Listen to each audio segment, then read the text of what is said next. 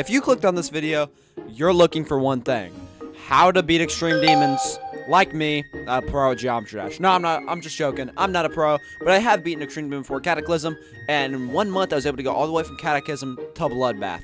So I feel like I have a bit of knowledge, and I'm going to share with you how I went all the way from 9 circles to Cataclysm in a month, and how you can start slaying extreme demons just like me. So hop right into it. If you enjoyed this, please like and subscribe. Alright, so the first tip I am going to be giving you today is, a lot of people say you don't, but getting geode is one of the most important things once you start getting into the extreme demon category. You don't need all these mods that I have, but a good couple mods to have is just make sure that you have Eclipse. This is basically Mega Hack, but free. Jukebox is another nice mod, so you can just have custom songs and all that. And Quality of Life mod's another one. All of these, like, combined, is going to allow you to have all the tools you need to start beating extreme demons quickly. So if you need help downloading Geo, just look it up on YouTube. Plenty of tutorials. Go ahead, get those mods, download them, restart your game, and then let's move into the first step. So with your new Eclipse menu, I'm going to show you some settings at least I turn on. FPS bypass, very good. But the main thing, hitbox on death is another nice one. But here's the main one we're looking for: start position switcher. What you want to do, it should be already set up. E and Q switches your start positions. Just allow this to turn on, and then you can find these levels. I have them saved in a folder, but just look up any level you're playing. So we'll start, for example, Bloodbath start position. So as you can see, I can go anywhere through the level I want. I can just go around. I can practice here, and then let's just say I die. All right, now I can go practice from here, and this is just very helpful. So now I'm going to show you how you want to properly use this. So the first tip is start position switcher, but a lot of people get confused and don't know how to actually use it.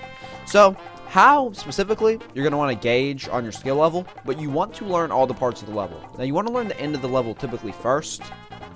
So let's say my first goal when I did this was about to get this level in 4 runs. So we're going to start.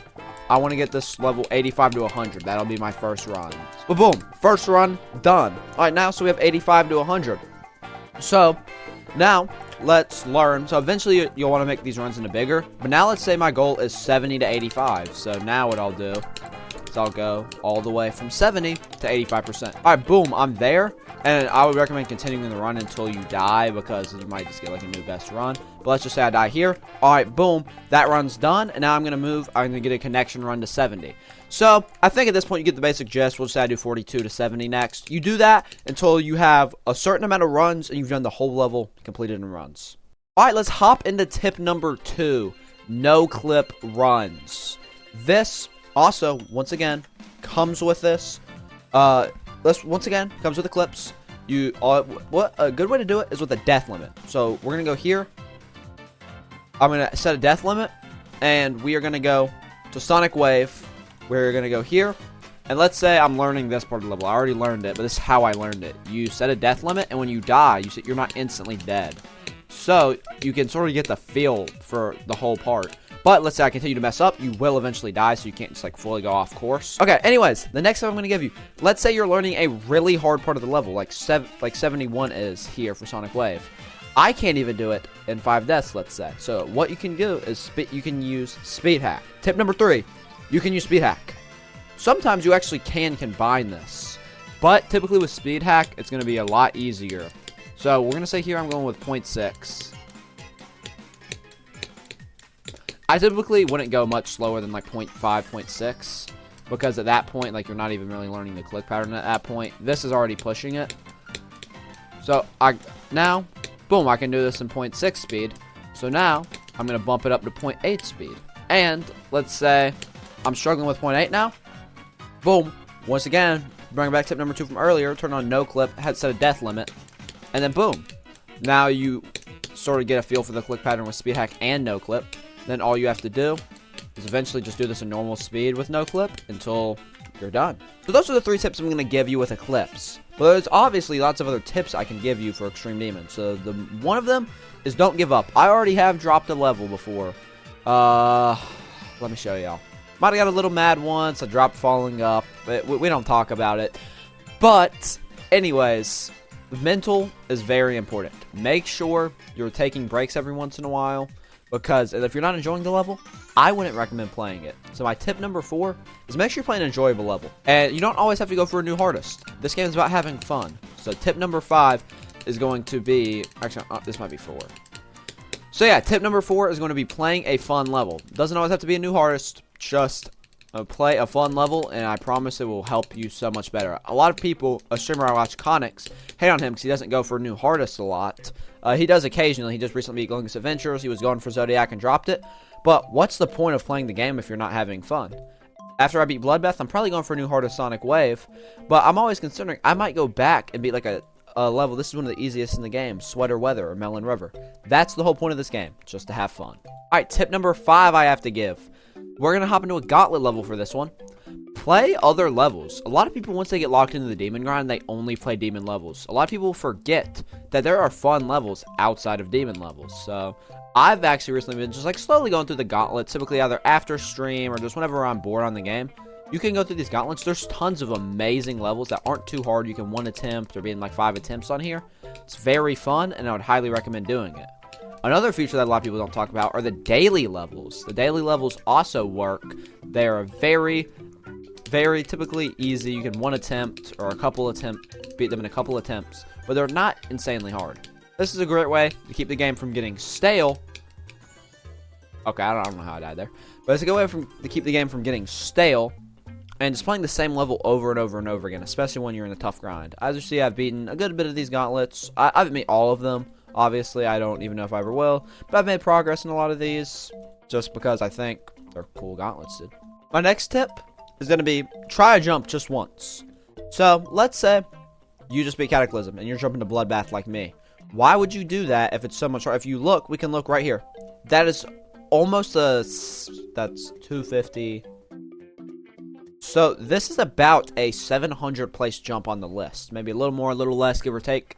So should you do a jump? A lot of people talk about this. Well, I think everyone should try it.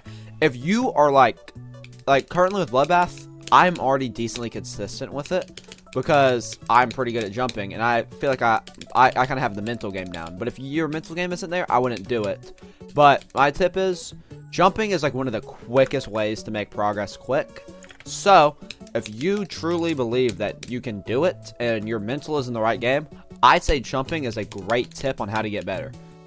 Alright, so this sometimes gets called a basic tip, but make sure to warm up for about, it doesn't have to be too long, 10 to 15 minutes before you play.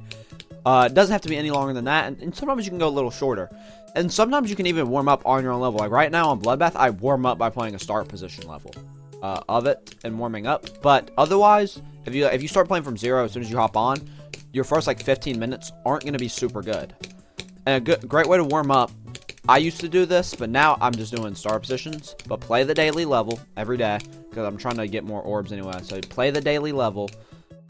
Then, after I play the daily level, I typically play a fun, easy demon, medium demon, something like that. Pretty easy. Out of the gauntlets. Then, what I would do is hop into a start position level using start position switcher. And I would do that for whatever level I was playing for that day. That's just a great little warm-up routine. Doesn't take too long at all. The easy demon can sometimes be the longest part, so sometimes I wouldn't even complete it in one day. Sometimes I would like get an easy demon in a couple days. But without warming up, you're not going to be on your best gameplay level, and you're going to be playing like how I'm playing on the Zodiac no-clip run. Oh, Jesus, I'm playing horrible. Alright, well, with these tips, hopefully you can get on your way slaying extreme demons. By the way, guys, I am creating a Discord soon. If you want to join in on it, I will be making it this weekend of this video getting uploaded. Probably this weekend while you're watching this. If you're watching it during the release day, I'm making a Discord server. It's not going to be too big at first, but we are hoping to expand it, add an XP system, and all that. We're also thinking of expanding to Twitch soon over the next couple weeks, potentially. So, if you have Twitch, I will be having it linked in my description once it gets up, if any of y'all want to go check it out. Alright, my last bonus tip is, this is kind of already what I've said before, but don't always play Extreme Demons. I've noticed a lot of people that play Extreme Demons only play Extreme Demons. Go and play a Medium Demon, dude. There are lots of great levels. A lot of people hate on B, but I actually think B is a pretty cool level. There's a lot of great levels that aren't Extreme okay, we just out on B. There are a lot of great levels that aren't Extreme Demons. This one right here, this is a level you'll have a blast on. It's 5 minutes long. You might even struggle a little bit on. But it's not even an Extreme Demon. I know, shocking. But look how cool this is, dude. Like, this is genuinely amazing. This is so cool. But the last tip I think I can give that pretty much everyone can agree with is stay consistent. If you play, obviously take breaks from the level that you're working on. And it's okay to take like a day or two break. That's not going to kill you. But don't take too long breaks. Try and play every day, or at least like whatever goal you're going for. Probably like for a casual player, I'd say about 3 times a week is a pretty good goal. Alright, well thank you so much everyone who watched the video. If these tips helped you at all, please like and subscribe. Leave a comment down below what you'd like to see next. Hopefully the next video is Bloodbath because we can beat it soon. But if not, let me know if you have any other video requests you'd like to see, any other games you'd like to see me play, etc. Thank you so much for watching this video. Hope you have a great rest of your day, and I'll see you in the next one. Peace.